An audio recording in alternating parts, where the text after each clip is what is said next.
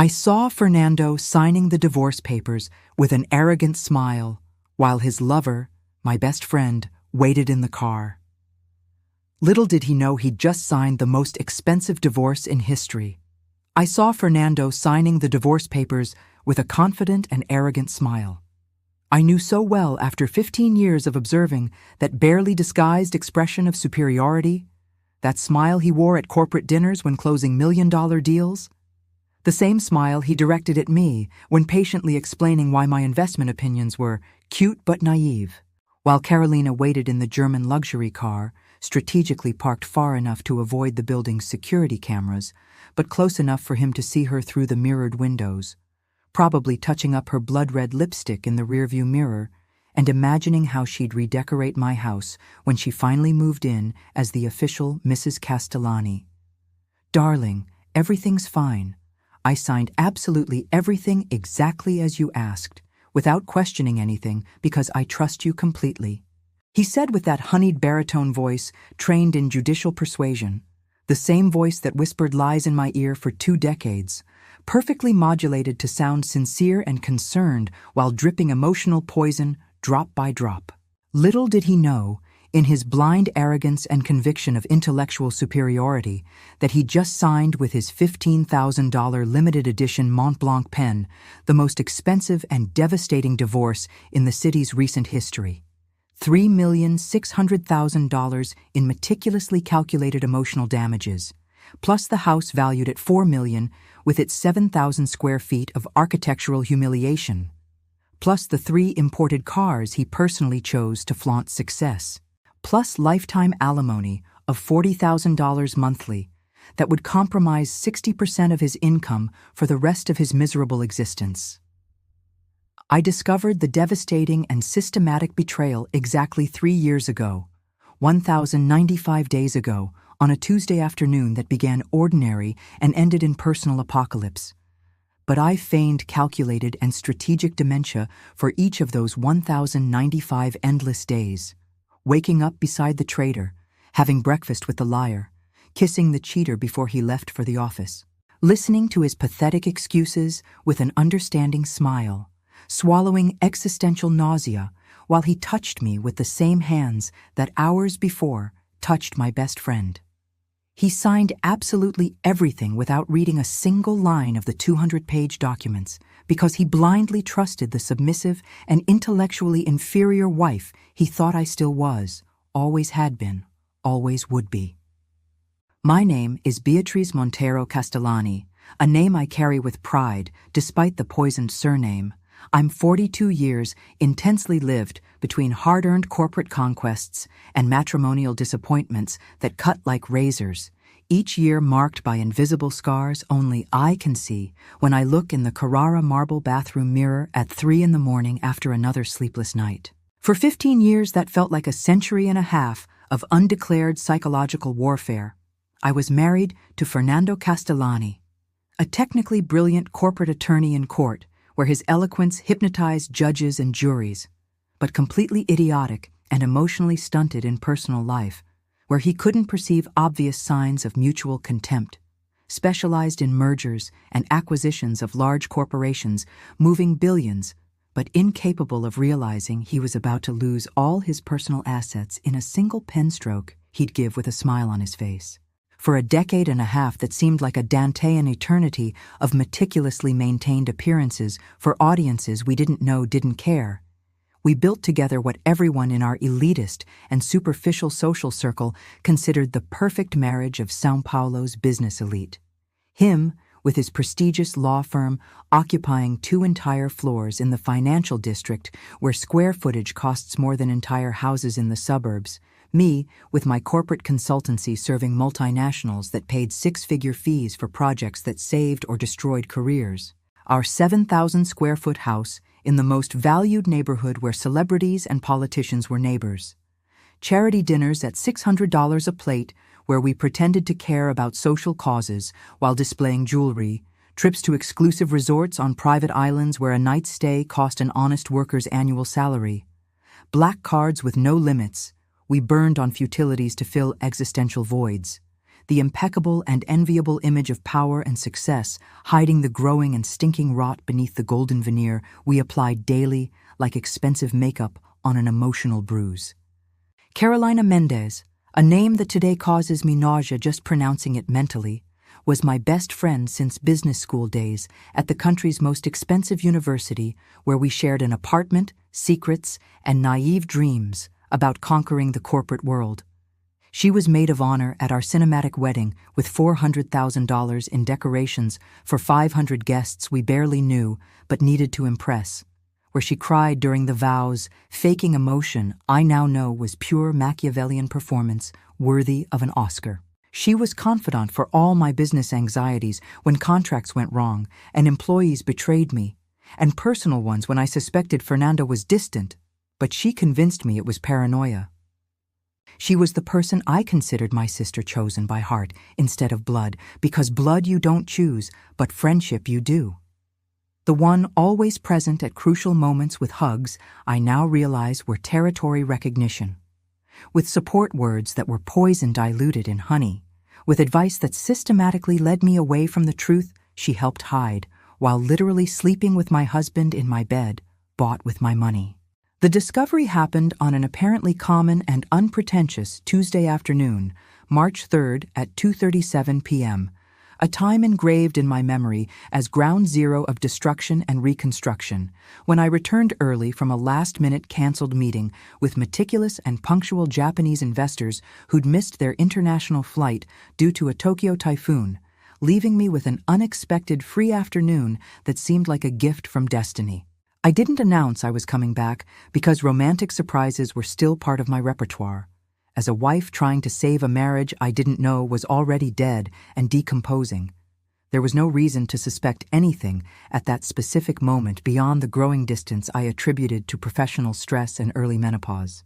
I just wanted to surprise Fernando with an improvised romantic lunch prepared by my own hands instead of the cook, since we rarely had time for genuine moments together between our insane corporate schedules that turned us into strangers sharing an address.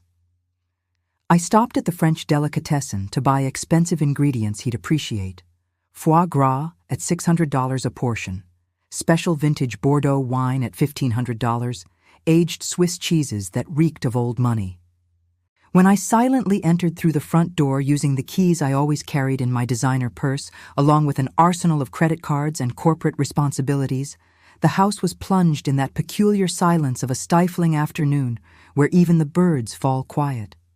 But then I heard laughter coming from upstairs, echoing through the stairwell like church bells announcing a funeral, specifically from our master bedroom, with a panoramic view of the winter garden I'd personally decorated with rare orchids imported from Thailand that cost a fortune, and now witnessed my humiliation. Fernando's deep, hoarse laugh I knew like my own breathing, after 15 years hearing it at dinners, parties, intimate moments that now cause me retroactive disgust.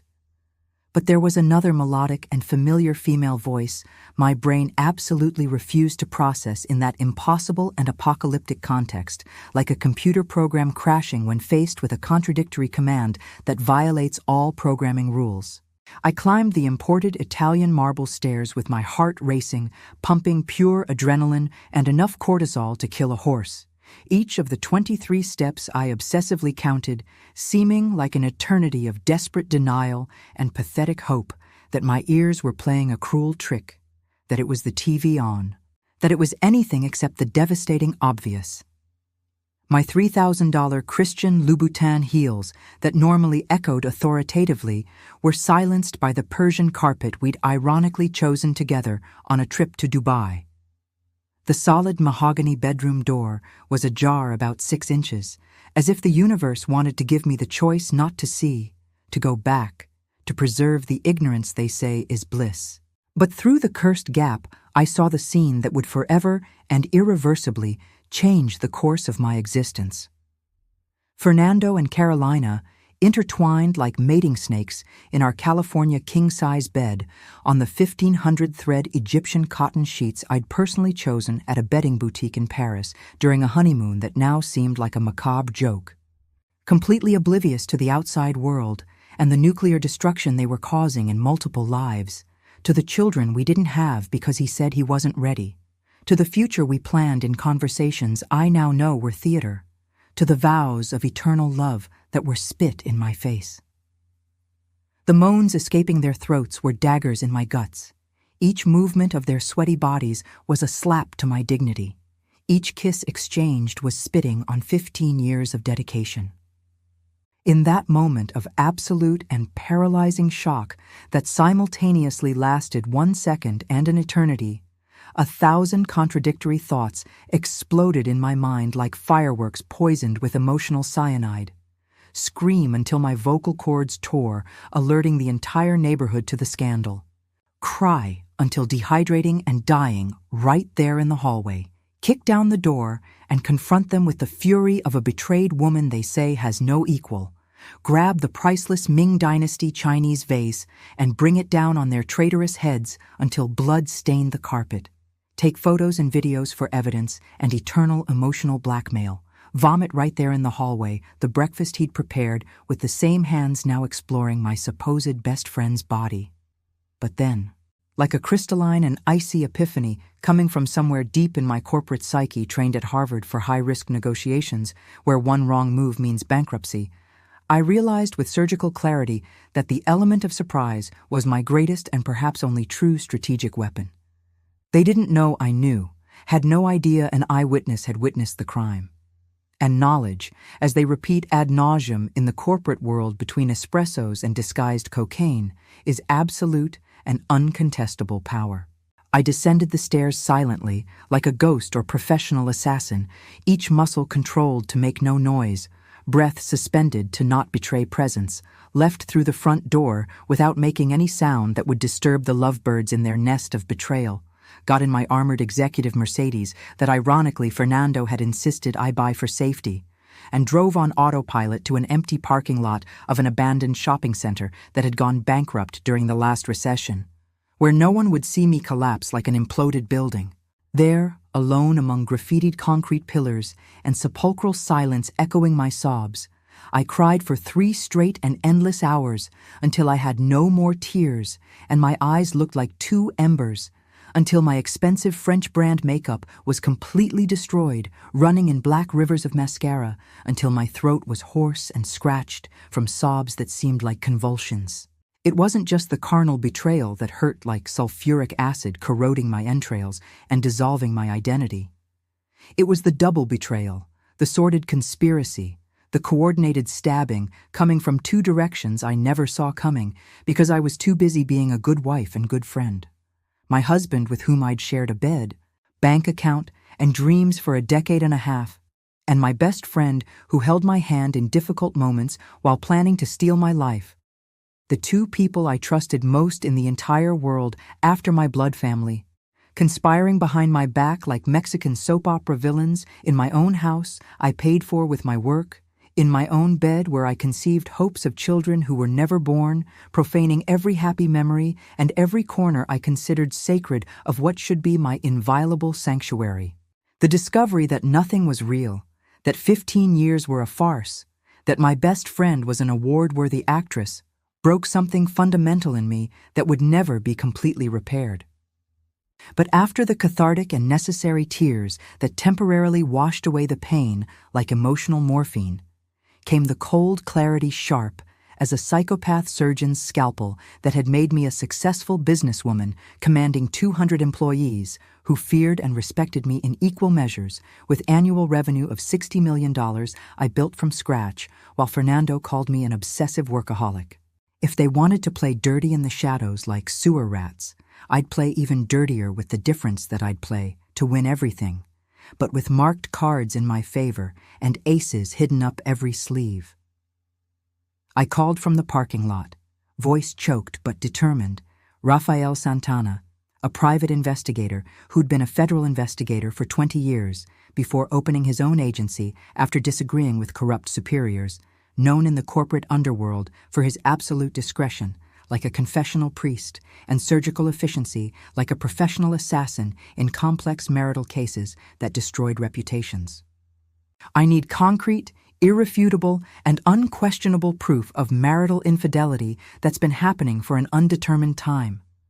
Money is no object. Charge whatever you want. I want high-resolution photos, videos with audio, detailed records of hotel check-ins and check-outs, complete credit card statements, recovered text messages even if deleted, emails, WhatsApp conversations, absolutely everything you can get within legality or in a gray area that won't compromise future proceedings, I said with the firm voice of a CEO firing a corrupt director, a voice that didn't betray the Category 5 storm devastating my interior. Raphael immediately understood with 2 decades of experience the gravity, urgency, and delicacy of the situation, promising preliminary results in 2 weeks with a complete report in 1 month. Those were the longest, most torturous and theatrical 2 weeks of my adult life, having to sleep beside Fernando every night pretending normalcy while imagining him with Carolina, feeling disgusted when he touched me even casually, having to control homicidal impulses when he whispered, "Good night, love," with the mouth that kissed another, having to lunch with Carolina on Sundays at expensive restaurants as we'd always done for years, a sacred ritual of friendship that was now farce, listening to her give me cynical advice about keeping the marriage flame alive, using techniques she probably tested with my husband, suggesting lingerie she herself wore for him, while secretly setting fire to everything I'd built with honest work. You need to take better care of yourself, Beatrice. Fernando is an attractive and successful man, must have women hitting on him at the office all the time. If you don't step up, you'll end up losing him, she said during one of those hellish afternoons while we drank $500 champagne, and I imagined throwing the bubbly liquid in her Botoxed face. The hypocrisy and cynicism were so extreme, they were almost admirable in their perversion. Raphael exceeded all professional expectations with neurosurgeon precision and professional stalker dedication, delivering a 300-page bound dossier documenting with forensic details 3 years of systematic, methodical betrayal meticulously hidden behind elaborate alibis and interwoven lies like a spider's web. 3 years. 1,095 days of elaborate lies they refined like a movie script, of family dinners where they exchanged complicit glances and accidental touches under the table while I talked about business projects that interested neither of them, of business trips that were romantic getaways to resorts where they spent my hard-earned money, of expensive gifts bought with marital money I helped earn. The photos were explicit, clear, and absolutely devastating. Them at romantic restaurants hidden in neighboring cities when they said they were at different and unavoidable meetings. At luxury hotels during supposed professional conferences we verified never existed, kissing passionately in parking lots like teenagers, even on a 15-day Mediterranean cruise, Fernando said was an international lawyers' convention, and Carolina a design fair in Paris that also never happened. There were card statements showing dinners for 2 at French restaurants I never visited because they were too expensive to waste, designer jewelry I never received because it was tacky, brand lingerie I never saw because it was for her. Text messages recovered by specialized software ranging from sappy adolescent love declarations to cold planning about when to eventually ask for divorce when the timing was right to maximize gains and minimize losses, as if I were a stock on the exchange. In a particularly cruel and revealing message from Carolina to Fernando, dated 6 months ago, she wrote, "Beatrice is so pathetic, focused on work, she doesn't even notice what's happening under her nose. Sometimes I feel sorry for her, poor thing, working like a slave while we enjoy life and the money she makes. But she was always kind of robotic and emotionless, right? At least you have me now to be a real human and not a money-making machine." With the devastating evidence chronologically organized in hand, I sought Dr. Marcelo Guimarães on a rainy Monday morning, a family law specialist with 40 years of experience and a shark's reputation who could extract every last penny in favorable agreements for betrayed clients. His office occupied an entire floor of a mirrored corporate building, reflecting the city like a metaphor for power, with a 180-degree panoramic view of the São Paulo skyline and minimalist decoration that exuded power, competence, and accumulated victories. Paintings by renowned artists worth fortunes, decorated walls, trophies and awards from 40 years of impeccable career occupied mahogany shelves, photos with Supreme Court justices demonstrated connections. Mrs. Beatrice, with this irrefutable and meticulously documented evidence, we can not only get a favorable divorce, but completely destroy his personal and professional reputation in the process if you wish. We can make it public, leak it to the press, end his career. But we need to be strategic like chess players. What's your main objective here? Emotional revenge? Total destruction? Or financial justice? He asked, with the wisdom of someone who'd seen hundreds of marriages imploding and transforming love into hate. Who knows human nature at its worst? My answer was clear, cold, and sharp as Damascus steel. I want complete, total, and devastating financial justice. I want him to pay dearly in cold cash for each day of these 3 years of systematic humiliation. Every stolen kiss, every lie told, every night I slept beside a traitor will cost dearly, and I want to do this so he doesn't even realize what's happening until it's too late to react, until it's signed, stamped, and registered at the notary. We then devised a Machiavellian plan worthy of the best corporate and military strategists, a psychological warfare operation Sun Tzu would approve. I'd continue pretending to know absolutely nothing, playing the role of dedicated wife, but would start planting subtle seeds about growing incompatibility and need for structural changes in the relationship. Meanwhile, Dr. Marcello and his team of forensic investigators would meticulously document every penny of marital assets, including properties Fernando had hidden like a rat buries cheese, putting them in names of straw men, distant relatives, and offshore companies in tax havens he thought I, silly little woman focused on fashion, didn't know about. My experience in corporate consulting dealing with business fraud taught me to read between the lines of falsified balance sheets and identify suspicious financial movements others would miss. Fernando drastically underestimated my investigative abilities, thinking an MBA was just a diploma on the wall. I discovered accounts in the Cayman Islands, Switzerland, and Panama totaling $4 million, undeclared cryptocurrency investments of $1 million, hidden partnerships in 5 shell companies laundering money from the firm. The couple's real assets weren't the $6 million he declared on his fraudulent tax return, but $15 million carefully distributed and hidden like pirate treasure. During the following months of meticulous preparation, I transformed into the perfect, understanding, and submissive wife Fernando had always fantasized about but never had because he minimally respected me in the beginning. I stopped questioning his frequent absences lasting days, his pathetic excuses that insulted my intelligence, his exorbitant expenses on the corporate card appearing as client expenses. When he said he needed to work until 3 in the morning on an urgent case, I smiled sweetly like a Stepford wife and said I perfectly understood the importance of work and even prepared lunch boxes. When he invented business trips to São Paulo that I knew were romantic getaways to Campos do Jordão lodges with Carolina, I helped him pack, folding each piece with care, choosing ties, wishing him a good trip with loving kisses at the airport and saying I'd miss him. Carolina, in turn, continued being my best friend from the heart, consoling me about how difficult and lonely it was being married to an obsessive workaholic, offering a friendly shoulder to cry on while secretly planning how she'd get my husband, my house, my entire life. Her hypocrisy reached surreal, artistic, and nauseating levels.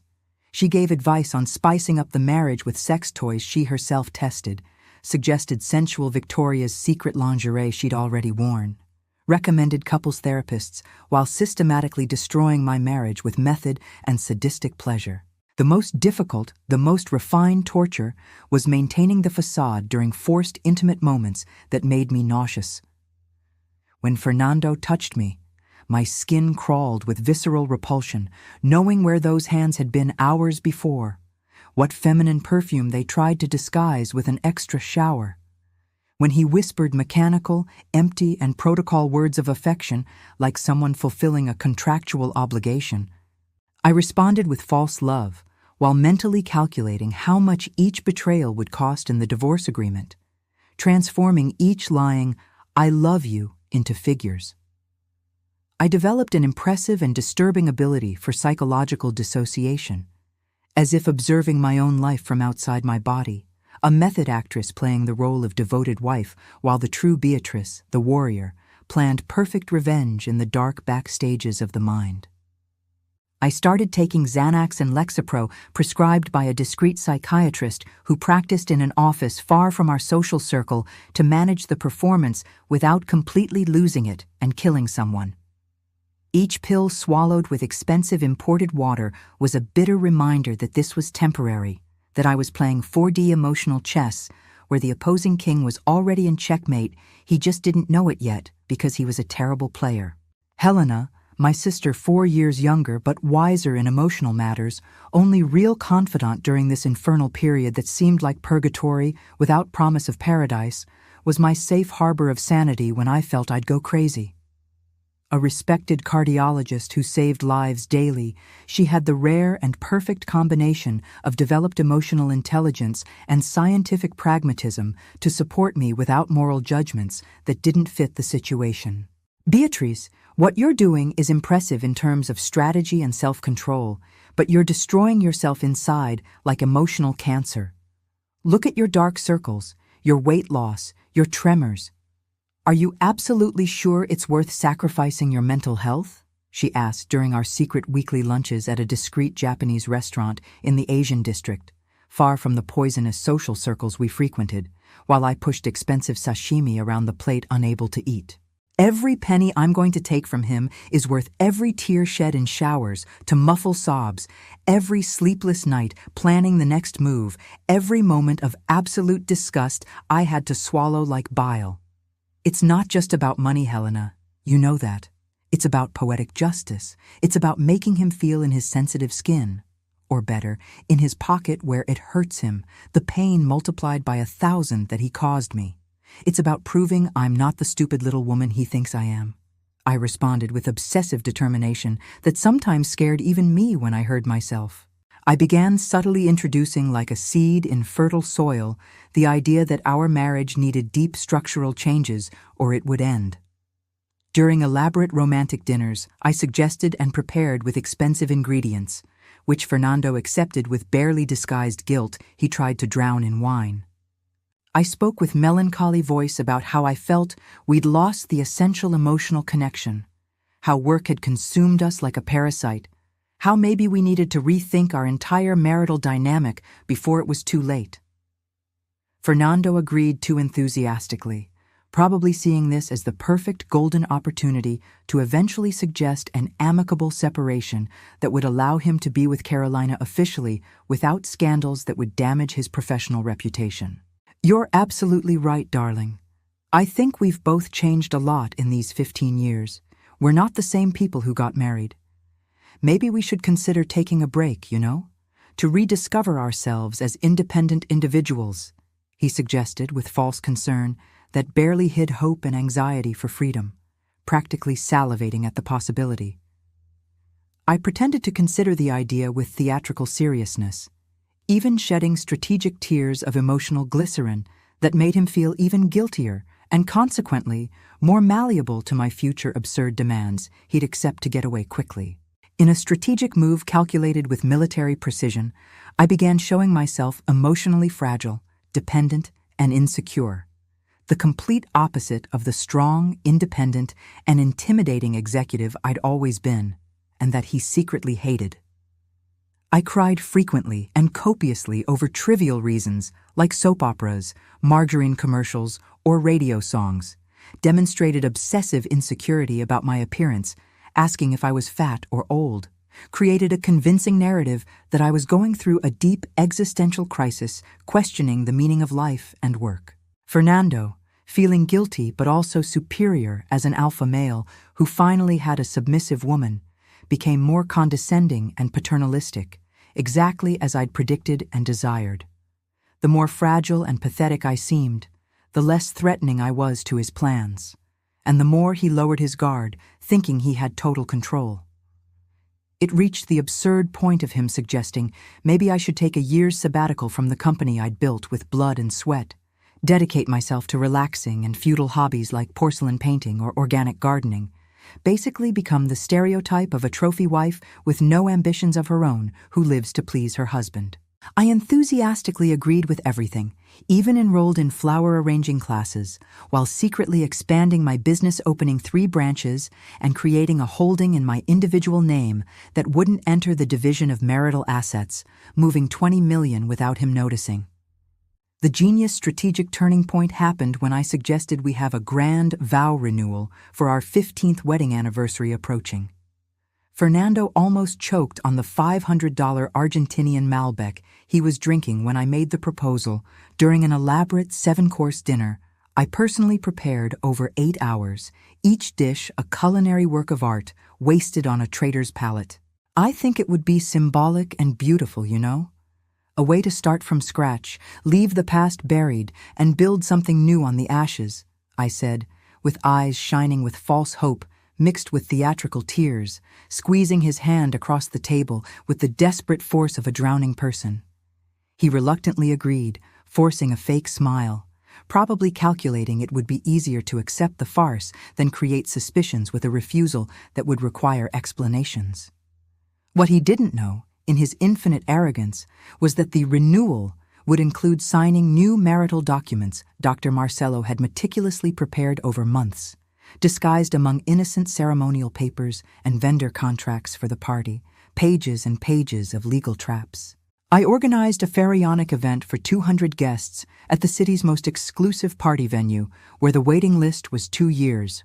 With $60,000 in decorations of flowers imported from Holland, French buffet with Michelin-starred chef flown from Paris, live music from a complete symphony orchestra of 80 musicians, all documented by 3 photographers and 2 professional videographers who produced Hollywood-worthy material. It was essential there were eyewitnesses and incontestable records of Fernando signing the documents of his own free will, smiling and toasting while sealing his own apocalyptic financial destiny.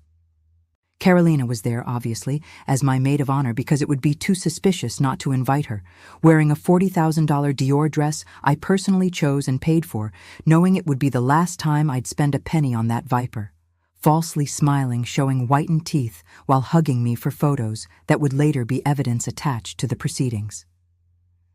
During my emotional 15-minute speech, I rehearsed 100 times.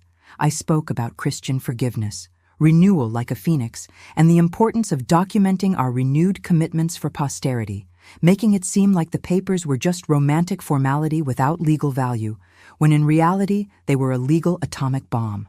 The ceremony was touching, moving, and convincing like an award-winning film.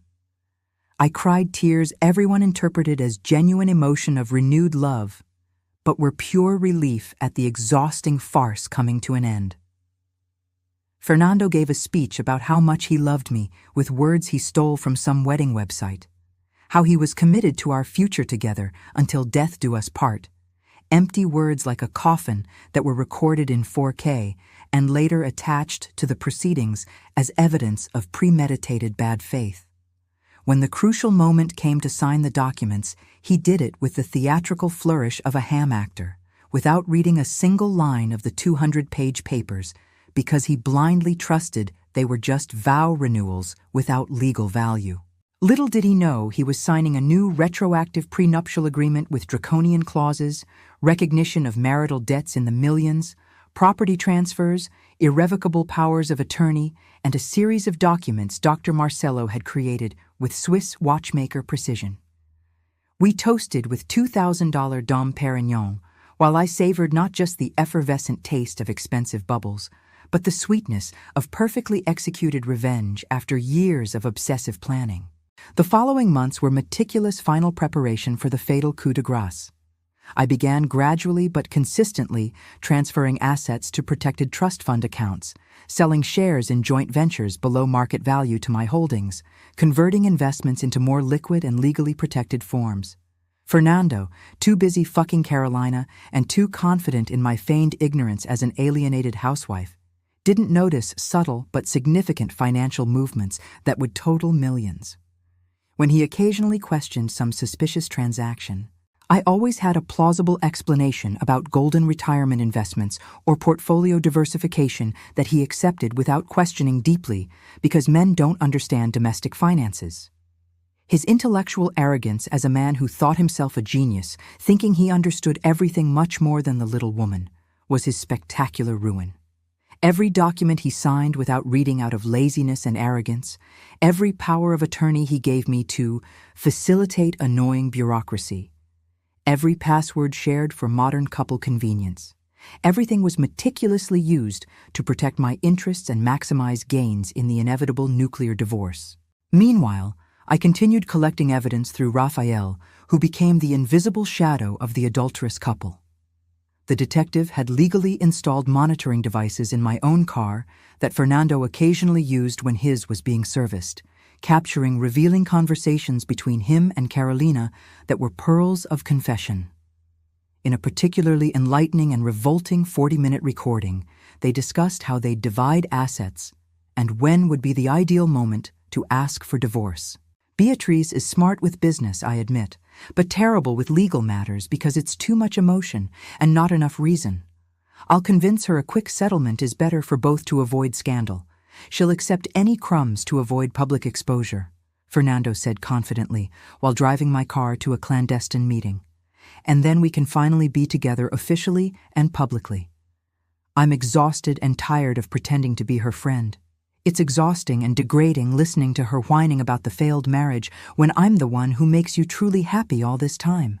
Carolina responded with a cruel laugh that made me want to vomit bile when I heard the recording in Raphael's office. It was Carolina, ironically and predictably, who precipitated the outcome by becoming impatient with the hidden mistress situation. She began pressuring Fernando more aggressively to take definitive action, threatening to end the affair and find another rich sucker if he didn't ask for divorce in 3 months. Their fights, captured in cinematic quality recordings, became more frequent and heated with screaming and broken objects. She was tired of being a hidden mistress like a luxury prostitute, wanted the status of official wife with legal rights, the big house to redecorate with dubious taste, the black cards without limits to burn on nonsense, everything she thought I had without deserving because I wasn't as hot as her. Fernando, in turn, was genuinely in love with her, with adolescent intensity he never showed for me, even on our honeymoon, and fear of losing her made him make the hasty decision I patiently waited for like a spider waits for a fly. Ask for divorce immediately. The fateful conversation happened on a sunny Saturday morning, after an elaborate breakfast of American pancakes, eggs Benedict, and fresh orange juice I prepared with poisoned care. Fernando was visibly nervous, sweating buckets despite the air conditioning at 65 degrees, stuttering obviously rehearsed words in the mirror. Beatrice, we need to have a serious and adult conversation about our marriage. I think you also feel deep down it's not working anymore, don't you? We're more housemates splitting expenses than husband and wife in love. Maybe it's the mature time to go our separate ways, civilly and respectfully like mature people, he said, avoiding eye contact like a criminal confessing a crime, looking at his coffee cup as if the solution was at the bottom. I played the role of surprised and devastated wife with Oscar-worthy perfection. I cried convulsively, begged for a second chance between sobs, suggested intensive couples therapy, tantric sex, romantic trip, the whole repertoire of a desperate woman trying to save a failed marriage. Fernando, feeling powerful and in total control as an alpha male discarding a female, was gentle but firm in his irrevocable decision. I, reluctantly, agreed to begin proceedings, asking only that it be quick to minimize prolonged suffering, like ripping off a Band-Aid at once. What happened next was a masterclass in reverse psychological manipulation worthy of a CIA manual. I acted as if in complete denial about the end of the marriage, sending sappy love messages every hour, preparing romantic candle-lit dinners he rejected, embarrassed, buying expensive gifts he returned awkwardly. This made Fernando feel even guiltier and anxious to resolve everything quickly, exactly as planned in detail. When Dr. Marcello presented the 200-page settlement proposal, which included draconian division of assets, absurd lifetime alimony, and a series of complex clauses hidden in dense and incomprehensible legal language for laypeople. Fernando was so desperate to get out of the uncomfortable situation, he barely examined the first page. His own lawyer, an incompetent college friend who owed Fernando favors and bribes, did a superficial half-hour review and approved the agreement, not noticing the legal traps cleverly disguised in fine print that would require a magnifying glass to read. The day of the final signing was glorious in its Shakespearean poetic irony. Fernando arrived at the law office driving the red Porsche that would soon be mine, wearing a $10,000 Armani suit he'd have to sell, sporting a $100,000 Rolex he'd have to pawn, exuding the confidence of a man who thought he was freeing himself from a burden to start a new life. Carolina waited in the car like an anxious puppy, probably already planning the $500,000 renovation on the house she thought would be hers. I played for the last time the role of destroyed wife, arriving in simple and wrinkled clothes, no makeup, messy hair, apparently beaten down and defeated by life. I just want this to end quickly so I can try to rebuild my destroyed life, I murmured with a trembling voice while picking up the heavy Mont Blanc with hands that pretended to shake nervously.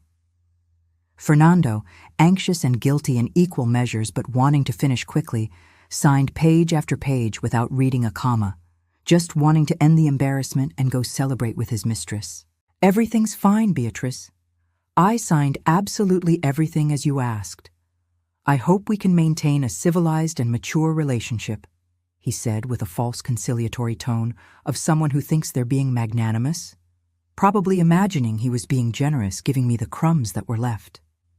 Little did he know he'd just signed his financial death sentence.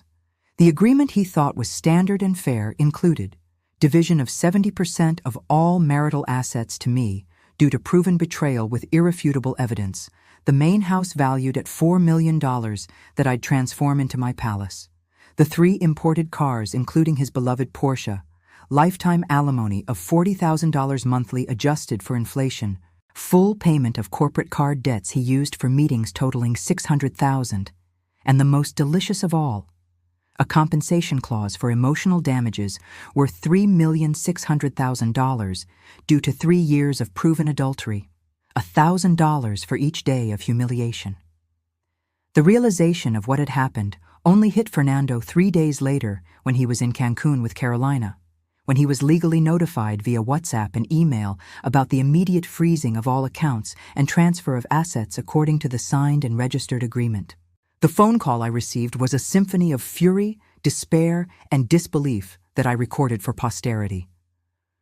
You tricked me. This is fraud. This is a scam. I'll annul everything in court. I'll sue you. You can't do this to me. I'm a lawyer, he screamed in emotional caps lock while I listened calmly, sipping champagne, savoring each word like rare vintage. Fernando, my dear ex-husband, I responded with the poisonous sweetness of a viper.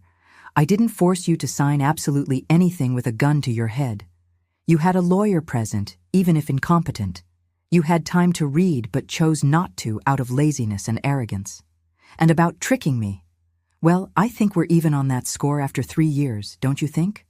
After all, it was 1,095 days of systematic deception on your part that have now cost you dearly.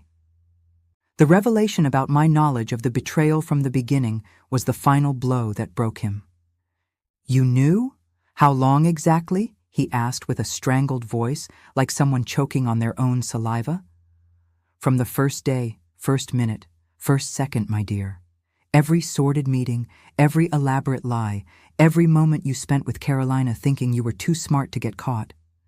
I have photos, HD videos, studio-quality recordings, detailed statements, recovered messages, a complete 300-page dossier with my lawyer and copies in 3 different safes.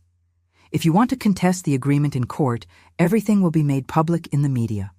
I imagine your conservative partners at the firm would love to know about your escapades during business hours, about the company resources diverted to finance your extramarital affair, about the fake meetings to cover up cheap motel encounters. The silence on the other end of the line was deafening, like a mute scream of despair. Carolina didn't take even a week to abandon the sinking ship like the rat she is. When she discovered Fernando had lost 90% of his fortune and would still have to pay lifetime alimony that would compromise most of his salary, plus being in debt up to his neck with legal fees from the lost case, she simply disappeared like smoke. She blocked him on all social media, changed her phone number, moved to another state. According to what I heard through the gossip network that works better than the FBI, she started dating a rich 70-year-old widowed businessman 2 weeks later. The ease with which she discarded 3 years of relationship like used toilet paper showed Fernando exactly the type of person for whom he'd thrown away marriage, patrimony, and dignity. The last message she sent him before blocking, which I know because he himself showed me in a moment of pathetic desperation when he begged forgiveness on his knees, simply said, "I can't build a future with someone without resources. You deceived me about your financial situation. Good luck in life." Instant karma. The execution of the agreement was quick and merciless like a guillotine. I moved into the main house in a week, while Fernando had to move hastily to a rented 1-bedroom apartment in a middle-class neighborhood. Watching him carry cardboard boxes with miserable personal belongings, while I reorganized what was now my office with a view of my garden, was a moment of deep and orgasmic catharsis. Every Italian piece of furniture, every painting by a famous artist, every decoration object that cost a fortune and was left behind was a reminder of what he'd lost by thinking with his dick. I transformed the cursed room where I found them that fateful afternoon into a giant 100-square-meter closet, a way to exorcise bad memories by transforming them into something useful and pleasurable. I threw out the double bed in front of him and bought a new California king-size just for me where I sleep the sleep of the just, avenged, and victorious. The $40,000 monthly alimony Fernando has to pay religiously every 5th of the month compromises 60% of his current net salary after taxes. He had to sell his majority stake in the law firm for a ridiculous amount to pay the $3,600,000 compensation up front, losing not just money, but prestige, power, and social position. His former partners, upon discovering the scandal through corporate gossip circles that spread news faster than CNN, professionally isolated him like a leper. He now works as a mediocre solo attorney in a cheap shared co-working office, handling small divorce and alimony cases that barely cover basic expenses. The fall from Olympus of the city's most successful and arrogant corporate attorneys to a mediocre and forgotten professional struggling to pay rent was spectacular, public, and humiliating. I, on the other hand, flourished magnificently like a flower in the desert after freeing myself from the toxic bonds of marriage that was an emotional prison. My consultancy expanded to 3 new strategic cities with luxurious offices. Revenue doubled in 18 months, reaching $120 million annually. I became an international reference in post-crisis business recovery. I wrote a book about business resilience that became a bestseller selling 500,000 copies. I give lectures at corporate events charging $60,000 per appearance. I'm frequently quoted in Forbes, Fortune, and Bloomberg as an example of female success in entrepreneurship. The settlement money was wisely invested in tech stocks that appreciated 300% and commercial real estate generating passive income of $250,000 monthly. Financially, I'm better than I ever dreamed during marriage. But the real prize wasn't money or material goods I can buy 1,000 times over. It was reconquering trampled dignity, destroyed self-esteem, and self-love I thought I'd lost forever. For 3 years after discovering the betrayal, I lived an exhausting double life, pretending to be who I wasn't, swallowing daily humiliations like bitter pills, sleeping beside a traitor who gave me nightmares. Every day was a psychological battle, every interaction a Broadway-worthy performance. I developed chronic anxiety that made my heart race for no reason, severe insomnia that kept me awake until dawn, and physical symptoms like blinding migraines and gastric problems that made me vomit blood. But I persevered because I knew justice, even if delayed, would be complete and devastating like an atomic bomb. Helena, my dear and savior sister, was essential for emotional recovery post-divorce that was as difficult as the 3 years of war. You executed perfect and precise revenge, Beatrice, but now you need to truly heal from the wounds. The anger that drove you for 3 years like fuel needs to give way to peace, she said during one of our informal family therapy sessions with wine and tears. She was right, as always. I sought professional psychological help with 3 different therapists to process not just the betrayal, but also years of dissimulation and the weight of carrying such a devastating secret alone. I learned that revenge can bring momentary satisfaction like an orgasm, but true healing comes from within, from forgiveness not to others who don't deserve it, but to yourself for allowing yourself to be treated with less than you deserved for so long. A year after the divorce, I received a pathetic and humiliating email from Fernando. He'd discovered through LinkedIn about my best-selling book, the company's resounding success, my prosperous and happy life without him. The 5-page email was a disgusting mixture of self-pity, late and fake regret, and manipulative attempts to awaken my non-existent compassion. He talked about how he'd been deceived by Carolina, who only wanted money, how he'd realized too late the value of what we had that never existed, how he'd like a chance to at least be friends because he admired me. He reached the ridiculous extreme of suggesting we could try again, that he'd learned his lesson, that we'd be stronger together after the ordeal. I read the entire email with a mixture of disgust and pity, then permanently deleted it without responding a word. Some bridges, once burned with napalm, should remain ashes forever as a war memorial. Carolina also tried to approach about 2 years later, when her relationship with the widowed businessman ended after she was caught in another extramarital affair with a personal trainer. She appeared at my door on a rainy winter afternoon, crying smeared makeup and asking forgiveness between fake sobs, saying she'd been manipulated by Fernando, who seduced her, that our 20-year friendship was worth more than any man, that she was deeply and sincerely sorry. It was almost comical, the level of narcissism, lack of awareness, and nerve. "Carolina," I said calmly, like a judge giving sentence, "you didn't just betray my trust. You destroyed a 2-decade friendship, pretended to be my sister while sleeping with my husband in my own bed that I paid for with my work. There's no possible forgiveness for that in this life or the next. Now leave my property before I call security and the police." Watching her leave, defeated, aged, and bitter like a fairy tale witch, was the definitive final closure I needed. Today, at 45 well-lived and enjoyed years, I lead a business empire I built with my own calloused hands and steel determination. I have a magnificent 10,000-square-foot house that's truly mine without mortgage, an 8-figure bank account no one can touch, diversified investments that will guarantee comfort for generations, and most importantly, I have peace of mind and unshakable self-esteem like a rock. I date casually when I feel like it with interesting men who respect me, but I'm in no hurry to commit again to the institution of marriage. I learned that being alone doesn't mean being lonely, and the best company I can have is my own. I travel to exotic places I always wanted to visit, like Bali and the Maldives. I collect contemporary art that moves me and is worth millions.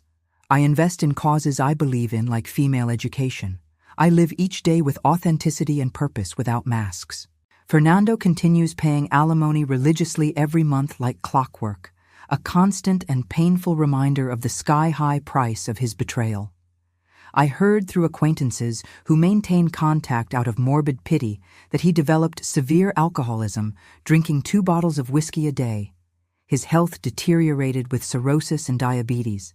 He lives bitter and alone in a modest apartment with second-hand furniture. I don't take sadistic pleasure in his deserved suffering, but I also don't feel pity or compassion. Everyone reaps exactly what they sow with interest and adjustment, and he sowed lies, betrayal, and cruelty for endless years. Carolina, for her part, continues jumping from relationship to relationship like a leech, always looking for the next rich man to sustain her parasitic luxury lifestyle. At 43, with plastic surgeries that no longer fool anyone, she's beginning to realize that bought beauty is fading like a wilted flower, and her life strategy has an expiration date approaching. Karma has its own schedule, but always collects debts with compound interest. Sometimes, when I'm in my office with a 180-degree panoramic view of the metropolis stretching like an ocean of concrete and glass, drinking Blue Mountain Jamaican coffee at $600 a pound that I can afford without guilt or worry, I think about those 3 years of calculated and torturous dissimulation. They were the most difficult, dark, and psychologically devastating years of my life, living an elaborate lie 24 hours a day, swallowing humiliations like bitter pills, pretending love where there was only visceral disgust and incandescent rage. But they were also the years that taught me my true titanic strength, my capacity for Machiavellian strategy, my unshakable resilience like a mountain. Fernando thought he was betraying me with impunity with my best friend, but in reality, without knowing, he was freeing me to become the best and most powerful version of myself. The price he paid, $3,600,000 plus lifetime alimony that bleeds his account every month, was cheap considering the priceless lesson I learned. Never, ever, under any circumstance, underestimate a woman determined to do justice with her own hands. If I could go back in time with the wisdom I have today, would I change anything? Maybe I'd confront them on the first day, saving 3 years of suffering in theater. But then I wouldn't have the supreme satisfaction of seeing Fernando sign his own sentence with an idiot's confident smile. I wouldn't have the indescribable pleasure of revealing I knew everything while he thought he was the manipulative genius. I wouldn't have the complete, absolute, and unquestionable victory I obtained. The naked truth is that those 3 years of psychological warfare transformed me into a relentless corporate warrior, a brilliant strategist worthy of Sun Tzu, a woman who knows her value in carats and doesn't accept less than she deserves in gold. Fernando and Carolina did me a distorted favor. They showed me I was much stronger, smarter, and more capable than I ever imagined being. And for that, in a distorted and ironic way, I'm grateful. They gave me the opportunity to be reborn from the ashes like a golden phoenix, and the price of that transformation came straight from his pocket with interest and monetary adjustment. Recently, at an international conference on female entrepreneurship and economic empowerment held at a luxurious convention center with capacity for 3,000 people, impressive modern architecture and cutting-edge technology, I was invited as the keynote speaker to share my story of business and personal triumph without filters or censorship.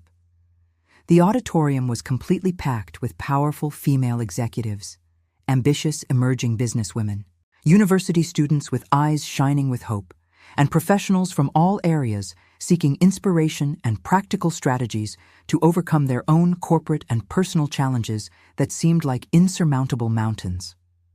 When I went up on stage lit by professional spotlights that transformed me into an almost ethereal figure wearing an elegant Chanel suit that cost more than Fernando currently makes in 3 months, I felt the transformative and transcendental weight of my journey. There I was, the same woman he called an unproductive parasite, dead weight, unnecessary expense, commanding the hypnotized attention of thousands of successful professionals, receiving a standing ovation before even pronouncing the first word, internationally recognized as a reference in business resilience and female empowerment. During my 90-minute timed presentation that seemed to pass in seconds due to the shared emotional intensity, I revealed never before publicly shared details about the strategic and psychological backstage of my meticulously calculated revenge. I explained with brutal transparency how I transformed every humiliation suffered into fuel for unshakable determination, how I obsessively documented every piece of evidence during 1,095 days of calculated dissimulation, how I built an invisible but powerful professional support network while Fernando completely underestimated me, thinking I was just an alienated housewife. The audience listened in absolute and respectful silence as if in a cathedral, many women with tears silently streaming down made-up faces, recognizing in my story painful echoes of their own experiences of marital, professional, or social subjugation. When I mentioned the final settlement value, $3,600,000 plus lifetime alimony of $40,000 monthly. There was a spontaneous explosion of applause and shouts of approval that echoed through the auditorium like thunder of divine justice finally realized. The most impactful and transformative moment of the lecture happened during the Q&A session when a young executive approximately 30 years old, visibly trembling with contained emotion and necessary courage, stood up and shared with a choked voice that she was living a similar situation with a controlling and abusive husband who managed her finances with an iron fist, limited her spending to humiliating amounts despite her earning a six-figure salary, and made her feel useless and dependent through systematic psychological manipulation. Dr. Beatrice, your story gave me the courage to start documenting the systematic abuse and seek specialized legal help. Today, after this lecture, I'm going to open a secret bank account and start protecting my assets. You saved my life and my future, she said, with a choked but steel-determined voice. In that magical moment, surrounded by 3,000 women who stood in solidarity, forming a sea of support, I understood that my revenge had transcended the personal and transformed into a collective empowerment movement. After the 3-hour lecture with questions, I was approached backstage by an international film producer from Netflix, interested in turning my story into a dramatic series for the global streaming platform. The initial proposal included $500,000 in copyright paid up front, plus 20% participation in net profits, paid creative consulting of $10,000 per episode throughout production, and editorial control over the script to ensure the narrative maintained the integrity and depth of the real experience without romanticization. During complex negotiations that extended for months with entertainment lawyers from Los Angeles, I insisted on a specific, non-negotiable clause. 50% of all net profits would go to an international fund supporting women in situations of domestic and financial violence. The series, titled 3 Years of Silence, premiered globally in 200 countries with record audience, being watched by 80 million people in the first weeks, and generating worldwide debate about financial violence, financial gaslighting, and the importance of female economic independence. Fernando, living his miserable and lonely existence in a decrepit apartment with leaks and cockroaches, watched the series through pirated streaming because he couldn't afford the legal $20 monthly subscription. According to what I heard through mutual acquaintances who still maintained contact out of morbid pity or sadistic curiosity, he spent weeks in a catatonic state after seeing his villain story being consumed globally. His name, changed for legal reasons to Francisco, but easily recognizable to those who knew the case, becoming an international synonym for abusive, controlling, and narcissistic husband. He tried to sue the production company for defamation and moral damages, asking for $1 million compensation, but his defense lawyer, the only one who accepted the case with an advance payment of $6,000 he had to borrow, explained it would be impossible to win considering the documented evidence presented in the divorce that became public. The failed lawsuit attempt only generated more negative publicity, with international media outlets resurrecting the story and interviewing domestic violence experts who analyzed his behavior as a classic case of pathological narcissism and marital sociopathy. Carolina also suffered devastating and lasting consequences when her identity was discovered by investigative Reddit users who connected the dots through old social media photos and public notary records. Her career as an interior designer was completely annihilated when elite clients canceled million-dollar contracts like dominoes, not wanting association with someone capable of betraying a best friend in such a calculated, cruel, and sordid way. She tried to reinvent herself professionally, changing her business name to Caroline Mendez, dyeing her hair brown, and moving to a countryside city. But the internet never forgets, and whenever a potential client Googled her name, the first 100 results told the sordid story of her betrayal with sordid details. The last information I had through the corporate gossip network that works better than the Secret Service was that she was working as a cosmetics saleswoman in a decrepit mall department store, living with her elderly mother who supported her with a retirement of 2 minimum wages, an ending ironically similar to what Fernando had predicted for me in his cruel fantasies. The most profound and significant transformation, however, happened within myself during the years following the divorce, like a metamorphosis from caterpillar to butterfly. Through intensive therapy twice a week with professionals specialized in trauma and post-abuse recovery charging $600 per session, I discovered layers of psychological damage that went far beyond what I consciously recognized, like an onion of suffering with infinite layers. Years of systematic gaslighting had distorted my perception of reality to the point of constantly questioning my own memories, judgments, and abilities, as if living in an alternative reality created by him. The painful process of reconstructing my authentic identity, separate from the degrading narrative Fernando had implanted in my psyche for 2 decades like a computer virus, was painful, like surgery without anesthesia, but absolutely necessary for complete healing. I learned to recognize and neutralize emotional triggers that still haunted me like ghosts.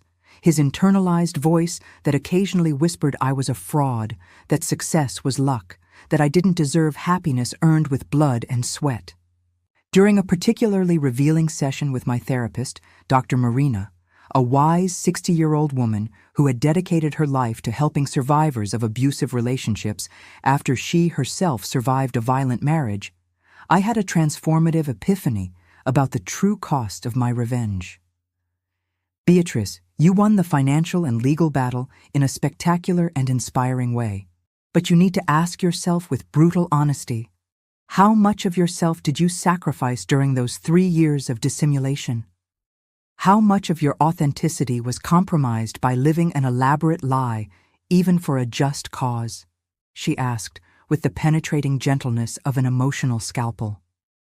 I cried for 3 straight hours in that session, releasing not just residual anger against Fernando and Carolina that still poisoned my blood, but also mourning for the woman I could have been if I'd found the courage to leave the relationship years earlier, without needing an inheritance as a catalyst, without needing 3 years of psychological warfare to prove my value that always existed. The answer came gradually through concrete actions of reconstruction and resignification of my existence. I created a revolutionary program within my foundation specifically aimed at women in abusive relationships who didn't have financial resources to escape. Called Project Renaissance, it offered not just emergency financial support of up to $60,000, but also free legal support with the best lawyers, specialized psychological therapy for 2 years, professional training in high-demand areas, and personalized business mentoring so they could rebuild lives with dignity and autonomy. In 5 years of operation, the program had already helped more than 10,000 women nationally, many of whom became successful businesswomen, respected professionals, or activists dedicated to breaking the cycle of domestic violence in their communities.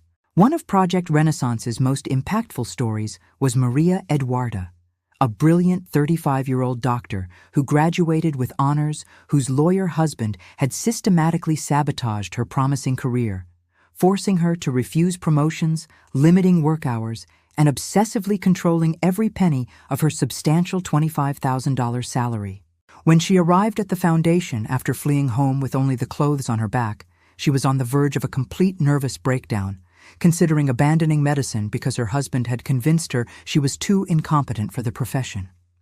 Through the intensive program, she not only got a divorce with fair division of assets and adequate alimony of $12,000 monthly for 3 children, but also opened her own specialized clinic that today employs 20 professionals and treats women victims of domestic violence for free every Friday. Seeing Maria Eduarda flourishing professionally and personally, free from the psychological shackles that imprisoned her like invisible chains, made me understand that my revenge story had transformed into something much bigger and more significant than personal satisfaction. The growing and international success of the foundation attracted attention from human rights and female empowerment organizations. I was invited to speak at the United Nations in New York during a conference on financial and economic violence against women, sharing not just personal experience, but also alarming data compiled through the foundation. I presented devastating statistics showing that 78% of women in abusive relationships reported financial control as the main barrier to leaving abusers, and that 92% had never identified this control as a form of violence until receiving specialized guidance. The 45-minute speech was broadcast globally to 193 countries, simultaneously translated into 50 languages, and later included in official UN educational material on domestic violence, being studied in universities as a case of overcoming and empowerment. The supreme and poetic irony of fate manifested when, 5 years after divorce, I received an unexpected call from the public hospital informing me that Fernando had been admitted in serious condition after a suicide attempt with medication overdose. Without close family who cared or friends willing to help after years of burned bridges, the hospital contacted me because my name still appeared as emergency contact in old documents he never had the energy or will to update. Against all vehement advice from friends and family who argued with reason that I owed absolutely nothing to that man who had psychologically tortured me for 2 decades, I decided to visit him. Not for him, who didn't deserve even a crumb of compassion, but for myself, for the definitive closure I needed to truly move forward without carrying resentments that only poisoned me. The sight I found in the austere and impersonal hospital room was shocking even for me, who had wished for his ruin for years with the intensity of 1,000 suns. Fernando was unrecognizable, cadaverous, having lost 90 pounds, leaving only skin on bones. Hair completely white and thinning like an 80-year-old man. Eyes empty of any trace of the arrogance and malicious shine that defined him. When he saw me entering the room with hesitant steps, he began crying convulsively, an ugly, desperate, and primitive cry of a man broken beyond any possibility of repair. "Beatrice, I destroyed everything. Absolutely everything. Not just our marriage that you tried to save, but my entire life was a pathetic lie, a facade of success built on cruelty and exploitation of those who loved me. You were the only real and authentic person in my life, and I turned you into an enemy out of pure stupidity and greed. I'm not asking for forgiveness because I know I don't deserve even consideration. I just wanted you to know that I fully recognize the monster I was and the evil I caused," he said with a hoarse voice of someone who had screamed until losing vocal cords in despair. I sat in the uncomfortable plastic chair beside the hospital bed, and for the first time in years spoke to him not as a vengeful ex-wife or victorious victim savoring another's defeat, but as one human being to another destroyed beyond recognition. "Fernando, I cannot and will not forgive the years of systematic abuse, the humiliations calculated to destroy my self-esteem, the attempt to annihilate my dignity and turn me into a doormat. But I also recognize that carrying hatred for you has been a weight I no longer want to carry like chains. You chose your path of destruction and are reaping deserved consequences. I chose to free myself and build something significant and transformative from my pain. We are nothing to each other anymore, except bad memories that must be overcome and forgotten. I sincerely hope you find some form of peace, not for you who doesn't deserve it, but because the world already has too much unnecessary suffering," I said, getting up to leave definitively and forever. "Wait, please," he said weakly with the last thread of voice. "I need to confess something about your Aunt Clara's inheritance that you need to know." I stopped at the door, curious despite everything, turning to face him one last time. I knew. From the first moment, I knew about the $10 million inheritance. I received a call from the Swiss bank by mistake wanting to talk to you. They confused the Castellani surnames. But when I realized you were strategically hiding it, my sick ego wouldn't allow me to admit I knew. I preferred to use it as another form of perverse control, pretending not to know to see how far you'd go, to have a trump card up my sleeve. I never imagined in 1,000 years you'd be capable of such elaborate, effective, and devastating revenge. I underestimated you to the end, and that was my deserved ruin. The revelation was shocking, but strangely liberating, like the last piece of a puzzle fitting into place. It meant he had consciously chosen to continue the power game, even knowing I had resources to defend myself, proving that abuse was never about money or need, but about control, domination, and sadistic pleasure in subjugating. I left the hospital that rainy October afternoon with the smell of wet earth, feeling definitively free not just from Fernando, but from the weight of revenge itself that I carried like both metal and chain. His confession about knowing about the inheritance from the beginning only confirmed what I already suspected deep in my soul. Men like him don't abuse out of need or ignorance, but out of conscious and deliberate choice to exercise power over another human being as if they were an object.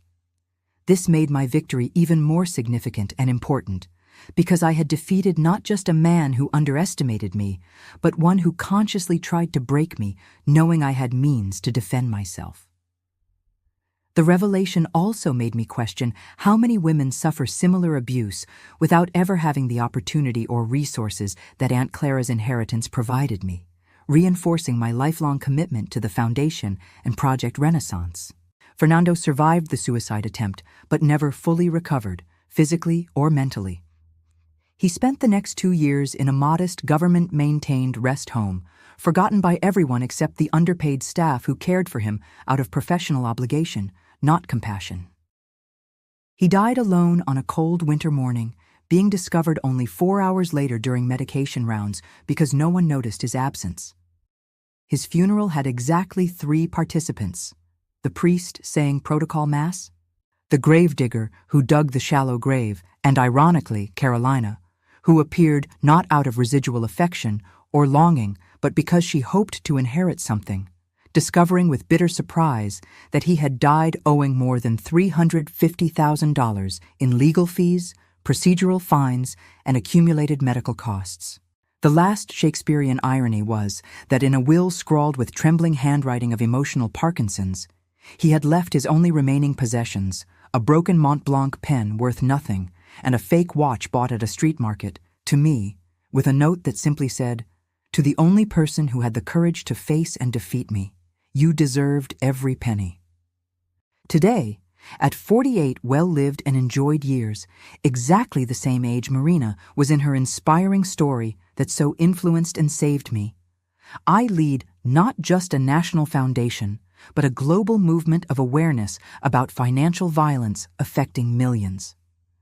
My consultancy has expanded internationally as an empire, with offices in 15 countries, 2,000 dedicated employees, an annual revenue of $360 million. I remarried at 46 to Thomas, a widowed German businessman I met at a conference in Berlin on business innovation, a man who celebrates my independence and strength instead of feeling threatened or diminished by them. Together, we created an international foundation that has already helped more than 1 million women globally achieve financial independence and escape abusive relationships, literally saving lives. The deepest and most transformative lesson I learned on this epic journey of pain, revenge, justice, and ultimately redemption and rebirth is that true power isn't in destroying those who hurt us, no matter how satisfying, but in transforming that pain into a purpose greater than the personal. Fernando called me a parasite for 2 decades, tried to convince me with systematic gaslighting that I wasn't worth the resources I consumed as if I were a product with an expiration date. Today, I manage resources he could never imagine in his most ambitious dreams, not for personal revenge, but to ensure other women never need to spend 3 years pretending dementia while planning liberation. If he could see from hell where he certainly is, the empire of empowerment I built on the ruins of our toxic marriage, perhaps he'd understand the supreme irony. By trying to diminish me, he forced me to discover my infinite greatness. By trying to break me financially, he taught me to build sustainable wealth. By trying to isolate me emotionally, he made me create a global network of mutual support that saves lives daily. I end this narrative with an urgent message for all women who may be living similar situations, trapped in relationships where they are systematically diminished, controlled, and abused financially and emotionally. Your liberation may not come through a surprise inheritance like mine, but it will come through your own strength, intelligence, and determination that exists within you, waiting to be awakened. Document absolutely everything obsessively. Secretly build your support network, protect your resources even if minimal, and above all, never accept the narrative that you're worth less than you deserve. The price of my revenge was $3,600,000, but the value of my freedom is incalculable and eternal. Fernando signed the papers without reading, thinking he was getting rid of dead weight. Little did he know he was freeing a force of nature that would transform his destruction into salvation for millions. And that, dear readers, is true poetic justice, transforming the attempt to diminish us into the lever for our infinite greatness. If you enjoyed this story, please like this video, subscribe to the channel, and share your thoughts about this story in the comments. To hear the next story, click on the box to the left. Thank you for watching.